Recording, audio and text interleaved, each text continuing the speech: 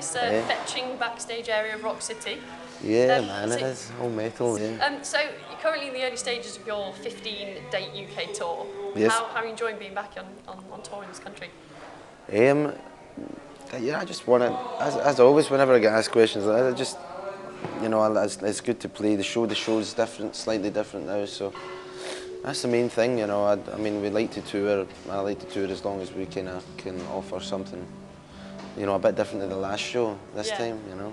You were in Blackpool last night, weren't you? Yeah, we were in Blackpool at the Winter How Gardens. Yeah, it was good.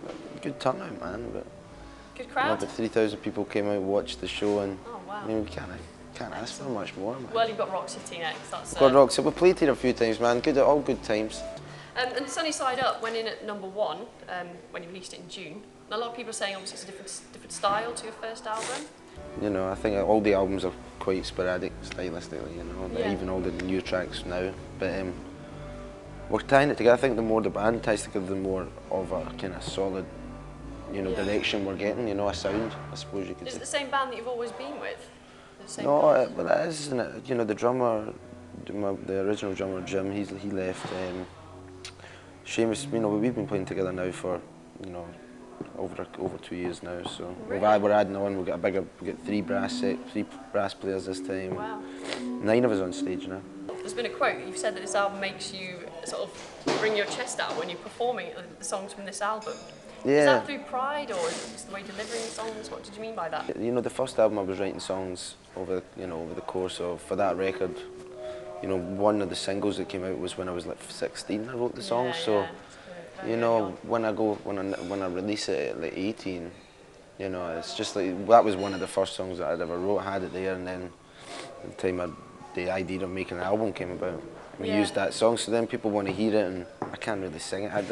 When I sing that, I kind of go inside myself, get a bit shy. Oh really? But just because I'm not really, I don't really want to be singing it.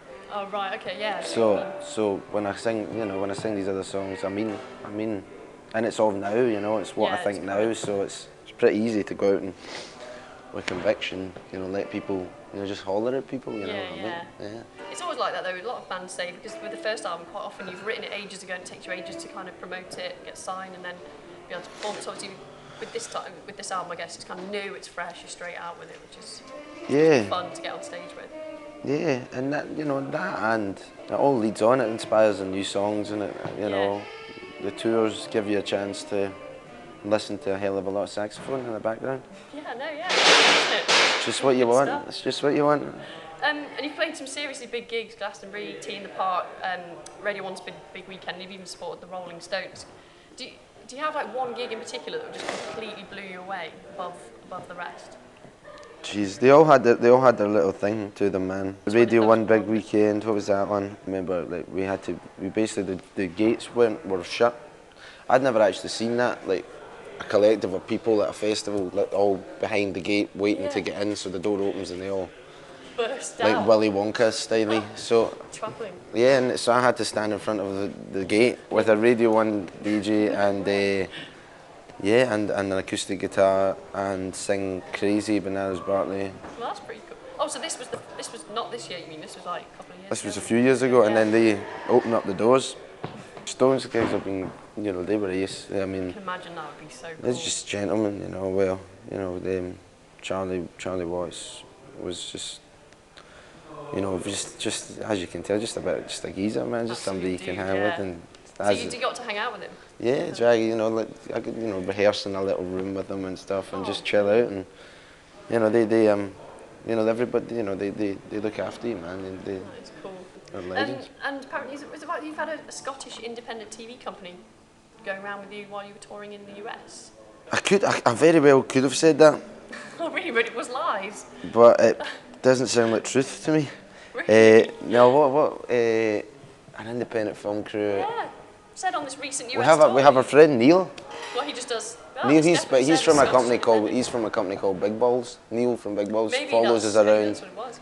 So it's more for your website. It's not. It's not for TV. He never tells us what it's for. Oh really? Just says it's for Big Balls. Big balls. I don't even know what that means. It scares me when I think about it. It did actually say that it was going to be aired on like national TV. So you never know. In Austria. And apparently you feature on the View's new album. Yes. Is this true? That's true. On one of the songs. Are you friends with the band? How did that come about? I'd like to think so now. I think I'm friends with the band. So it wasn't an initial, it wasn't that you were friends and then they asked you, you kind of just got No, asked? no, well, you know, I met them.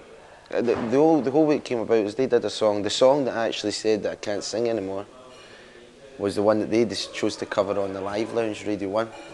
And they ended up doing, in my opinion, my favourite version of the song. I'd do it like they've got it.